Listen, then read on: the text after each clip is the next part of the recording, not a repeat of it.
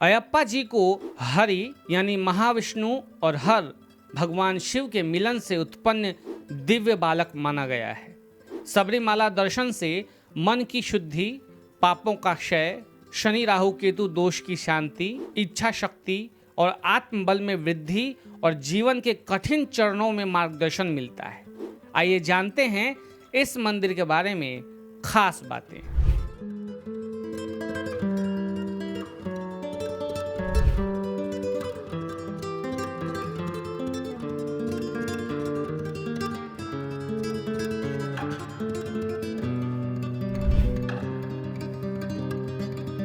देश भर में कई अलग अलग तीर्थ स्थल मौजूद हैं, जहां दर्शन मात्र से ही जीवन की सारी परेशानियां दूर हो जाती हैं। सबसे बड़े तीर्थ स्थलों में एक है सबरीमाला मंदिर। काफी प्रसिद्ध है। ये मंदिर अपनी दीक्षा और कठोर तपस्या के लिए प्रसिद्ध है। यहाँ 41 दिवसीय व्रत यानी दीक्षा होता है, जहाँ दीक्षा लेने वाले भक्तों को 41 दिन तक सात्विक भोजन, कठोर पहाड़ी यात्रा और ब्रह्मचर्य का पालन करना पड़ता है। सबरीमाला दक्षिण भारत के केरल राज्य के पथनमथिट्टा जिले के घने पर्वतों में स्थित भगवान अयप्पा का प्राचीन और अत्यंत शक्तिशाली मंदिर है। ये मंदिर समुद्र तल से लगभग 3000 फीट ऊंचाई पर स्थित है और चारों ओर 18 पर्वतों से घिरा हुआ है। केरल में स्थापित सबरीमाला मंदिर का ब्रह्मचर्य पालन से गहरा नाता है। इस मंदिर में विराजमान भगवान अयप्पा आज भी मंदिर में बैठकर तपस्या में लीन हैं। पौराणिक कथाओं की माने तो भगवान अयप्पा भगवान शिव और भगवान विष्णु के मोहिनी अवतार के पुत्र हैं। उन्हें हरिहर पुत्र के नाम से भी जाना जाता है। हरि और हर के मिलन से उत्पन्न दिव्य बालक को करुणा और वीरता व तप दोनों के प्रतीक माने जाते हैं। सबरीमाला जाने से पहले भक्त 41 दिनों का व्रत रखते हैं, जिसमें ब्रह्मचर्य, सात्विक आहार, काला वस्त्र, जप तप, मन, वाणी और कर्म की शुद्धि का पालन किया जाता है। ये परंपरा आत्मिक अनुशासन की उच्चतम संसाधनों में से एक मानी जाती है।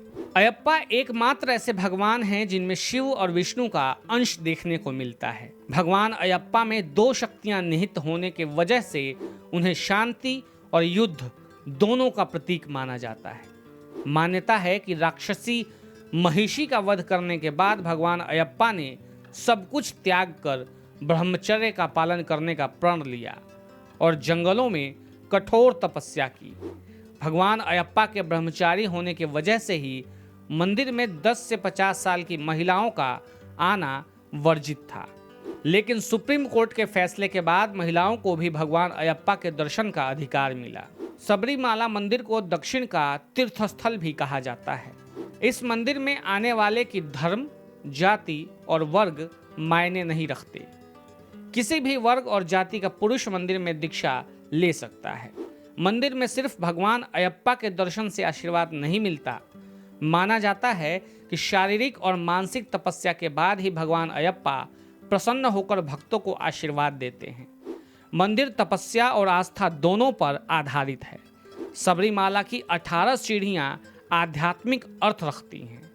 5 कर्मेंद्रियां, 5 ज्ञानेंद्रियां, 3 गुण यानी सत्व रज तम, 4 वेद और 1 आत्मबोध, इन सब पर विजय का अर्थ है स्वामी अयप्पा के चरणों तक पहुंचना।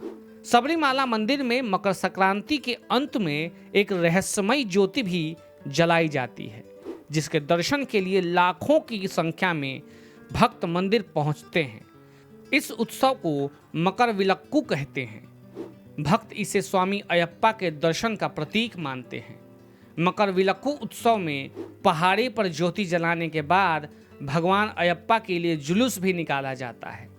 अयप्पा की पूजा मुख्य रूप से धर्मशास्त्र परंपरा का हिस्सा है, जिसमें तप, संयम और सीमाओं के पालन को अत्यंत महत्वपूर्ण माना गया है। भक्ति के ऐसे और भी वीडियोस के साथ हम दोबारा मिलेंगे। तब तक आप वेणु भक्ति चैनल को सब्सक्राइब अवश्य कर लें।